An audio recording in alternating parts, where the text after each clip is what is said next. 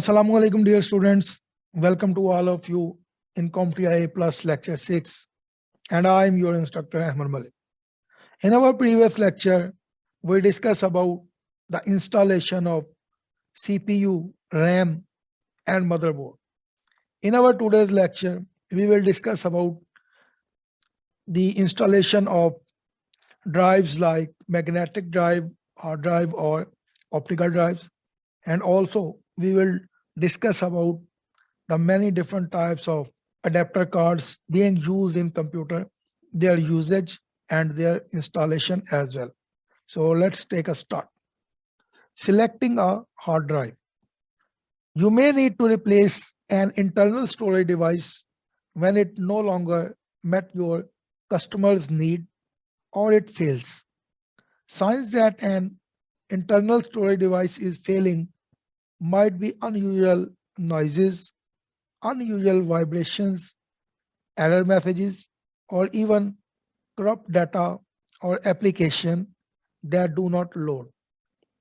Factors that should be considered when purchasing a new hard disk are listed in the figure that drive can be internal or external. You may need HDD, SSD, or SSHD, hot or cold swappable, heat generation, noise generation, and power requirements.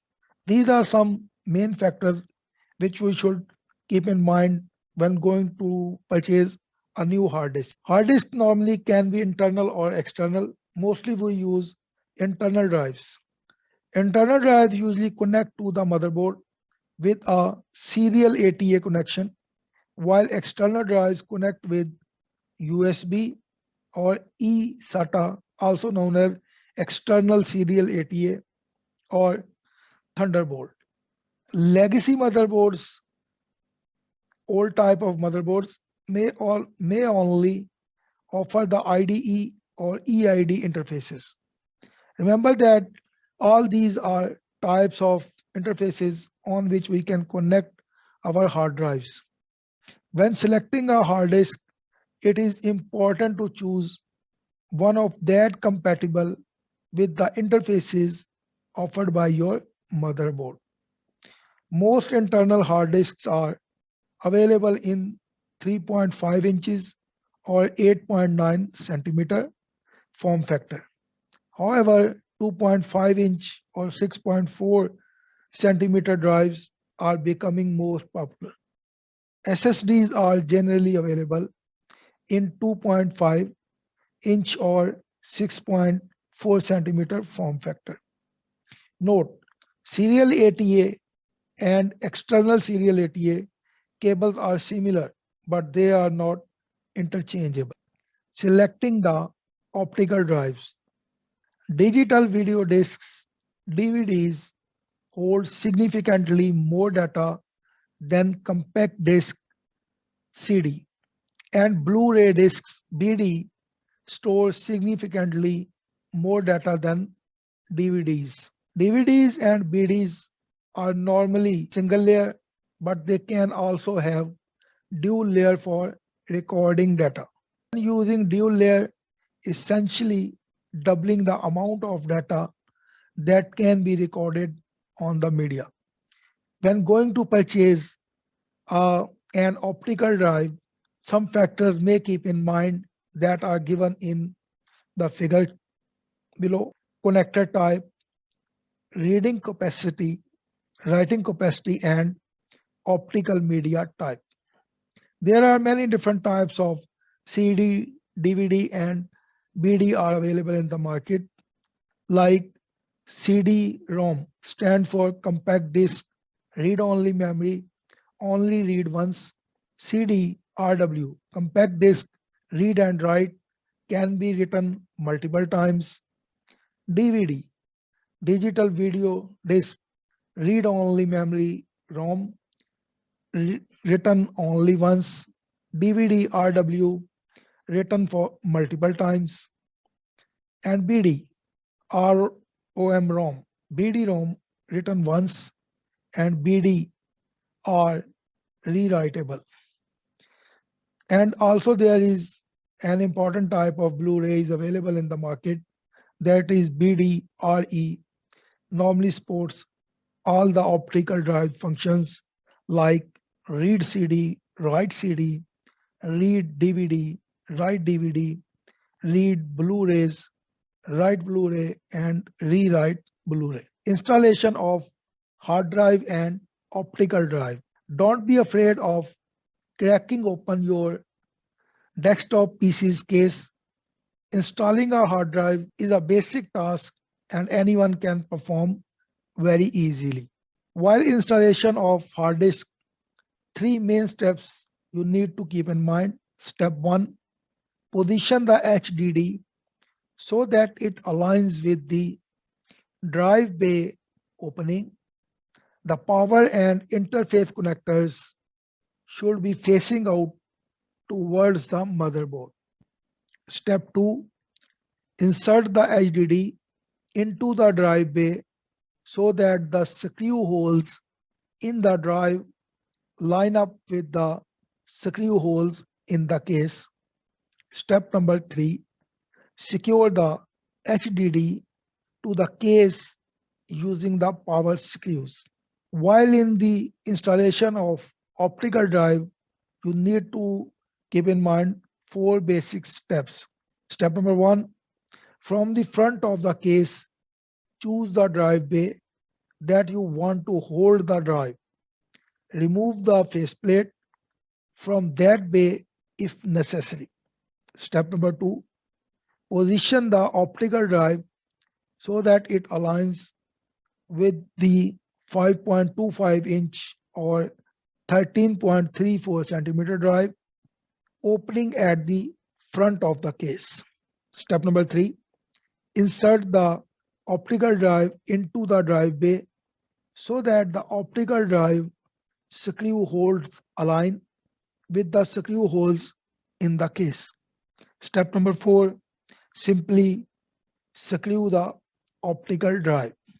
As it is a practical task and cannot be understood without having any video demonstration, so let's have a video demonstration to know how we can install hard drive and optical drive.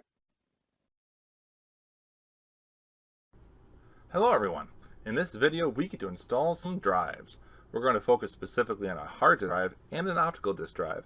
Now first we have the hard drive. Now this is an adapter. It's not actually a full hard drive, a 3.5-inch hard drive adapter. And the reason this is important is because people commonly look to purchase these type of drives. These are solid states. They come in a 2.5-inch side, which is for a laptop.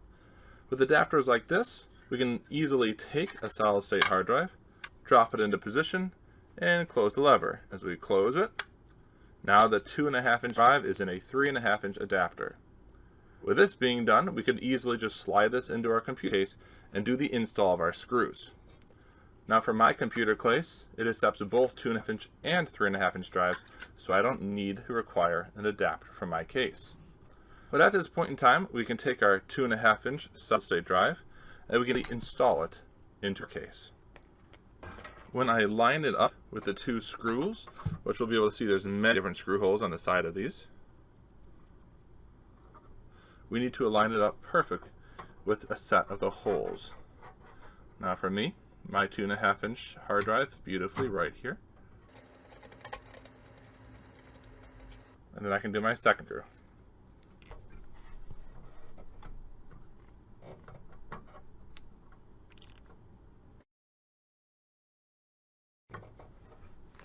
And my 2.5-inch solid state hard drive is installed. After this, we want to install the optical disk drive. First, we need to make sure our front panel of our case has been removed. The front panel of the case is right here. And this is the slot where we're going to install our optical disk drive. Now the first thing we need to do is remove this front panel because it's in the way for us to actually be able to access the optical disk drive. Here we have these levers that we can actually pull out, and every case will be a little different. So we'll have some type of snaps or levers, and I can remove that front panel. Now with it removed, if I put it on it back again, take a look at that. We have this bay here where we slide in our optical disk drive. Now, as we slide the optical disk drive in, please make sure it's facing the correct orientation. That is extremely important. We'd hate to have to turn the tower upside down every time we want to use the drive. Now with my case, the drive locks in using a lever mechanism as I slid it in. As you saw previously with power supply, this will hold it in place, so we can then just place our screws to lock it in, which we'll do.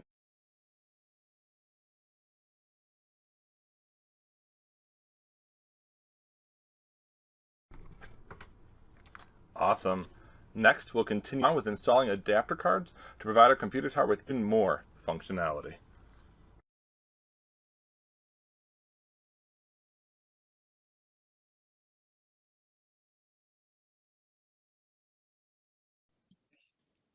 Selection and installation of adapter cards is an important aspect of your computer assembly.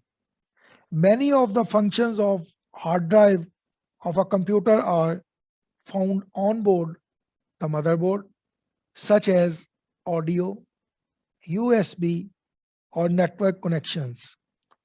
Adapter cards, also called expansion cards or add-on cards, are designed for a specific task and add extra functionality to a computer. There are a variety of adapter cards available that are used to expand and customize the capability of a computer. The first one is graphic cards. The type of graphics card installed affects the overall performance of a computer. For example, a graphics card that needs to support intensive graphics could be RAM intensive, CPU intensive, or both. The computer must have the slots, RAM slot and CPU slot to support the full functionality of an upgraded graphics card. Choose the graphics card based on your current and future needs. For example, to play 3D games, the graphics card must meet or exceed the minimum requirements. Some GPUs are integrated into the CPU. When GPU is integrated into the CPU, there is no need to purchase a graphics card unless advanced video features such as 3D graphics or very high resolution are required. Sound card. The type of sound card installed determines the sound quality of your computer. A computer system must have quality speakers and a subwoofer to support the full functionality of an upgraded sound card. Choose the correct sound card based on your customer's current and future needs. For example, if a customer wants to hear a specific type of surround sound, the sound card must have correct hardware decoder to reproduce it. In addition, the customer can get improved sound accuracy with a sound card that has a high sample rate. Storage controller. Storage controllers can be integrated or added as an expansion card. They allow for the expansion of internal and external drives for a computer system. Storage controllers such as RAID, redundant array of independent disk controllers, can also provide fault tolerance and increased speed. The amount of data and the level of data protection needed for the customer influences the type of storage controllers required. Choose the correct storage controller based on the needs of your customer current and future needs. For example, If a customer wants to implement RAID 5, a RAID storage controller will at least needs 3 drives to complete this task. IO card, input or output card. Installing an input or output card in a computer system is a fast and easy way to add IO ports. USB are some of the most common ports to install on a computer system. Choose the correct input-output card based on your customer's need. For example, if a customer wants to add an internal card reader and the motherboard has no internal USB connection, a USB IO card with an internal USB connection is needed. Network interface card (NIC) normally used to connect our system in network or with internet. Customers often upgrade a network interface card (NIC) to get wireless connectivity or to increase bandwidth. Thus, most commonly, this card is used to connect our system with internet.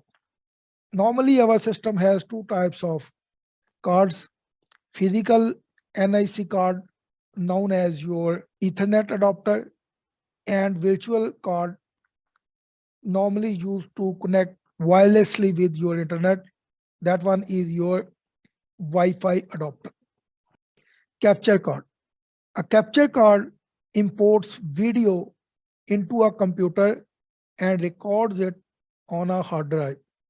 The addition of a capture card with a television tuner allows you to view and record television programming. The computer system must have enough CPU power, adequate RAM, and high-speed storage system to support the capture, recording, and editing demands of the customer. So choose the correct capture card based on your customer's need. For example, if a customer wants to record one program while watching another program, either multiple capture cards or a capture card with multiple TV tuners must be installed. Adapter cards are inserted into 2 types of expansion slots on a motherboard. Peripheral component interconnect (PCIe) is commonly available to support older expansion cards. The new type of PCIe is PCIe, also known as PCIe Express. PCIe has 4 types of slots: 1x, 4x, 8x, and 16x. Most commonly, 1x or 16x are most popular. These PCIe slots vary in length from shortest 1x to longest 16x. If the motherboard does not have a compatible expansion slot, an external device may be an option. There are some common factors which may keep in mind when you are going to install any external card or adapter card in your computer. Before purchasing an adapter card, consider the following questions. What are the user's current and future needs? Is there an open and compatible expansion slot available in your computer system or on your motherboard? What are the possible configuration options for this specific card which you are going to purchase? Many different types of cards are graphic cards, sound card, storage controllers, input output cards, network interface card, and capture card. All these types of cards are used to increase the performance of your computer system. And finally, how to install these cards in our computer system. Although it is a practical task, But before that, we are going to discuss some key points, and after that, definitely we have a video demonstration to understand how to install these card or adapter cards in our computer system. Step 1. Find an empty PCIe 16 port slot on the case and remove the small metal cover. Step number 2. Align the video adapter card to the appropriate expansion slot on the motherboard. Step number 3. Press down gently on the video adapter card until it is fully seated. Step number 4. Secure the video adapter card mounting brackets to the case with the appropriate screw. So let's have a video demonstration to clear this task, how we can install graphic card, sound card or adapter card, or you may can say that how we can install adapter cards in our computer system. Hello everyone. In this video we get to install adapter cards. So first what we want to do is take a look at our case. And we need to take a look at what adapter slots we have. Inside of my case, we can take a look at the motherboard and a closer up. We have a PCI Express 16. Then we have 3 PCI Express 1s. So what we want to do is be able to pick out adapter cards that are going to be compatible with these PCI Express slots. Also, if you're wondering what this is a mini PCI Express. Think of wireless cards you'd be able to install in a desktop tower. So let's get started. Step 1. We're going to need to find an empty slot, which we have right here. So what we need to do is take off the corresponding cover that covers that slot. To remove this cover, which is covering the slot, I have to lift up a tower, and we'll take a look at what I need to do on the outside. This screw here is holding on to those adapter card slot covers. It keeps them in place. So I can go ahead and I can unscrew that with my special Torx screwdriver.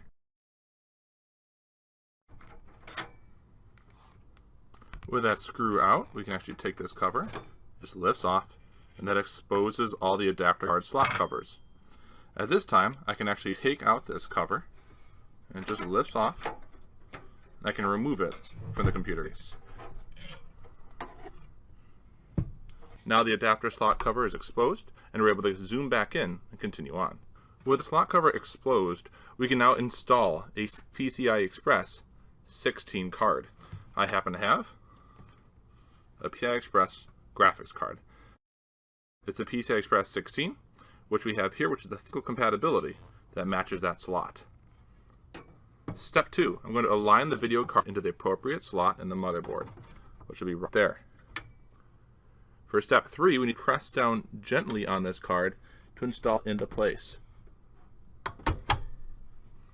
Step 4, we need to reinstall that slot cover.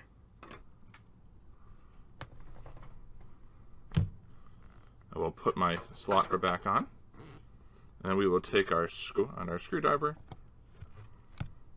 and we'll screw it back into place.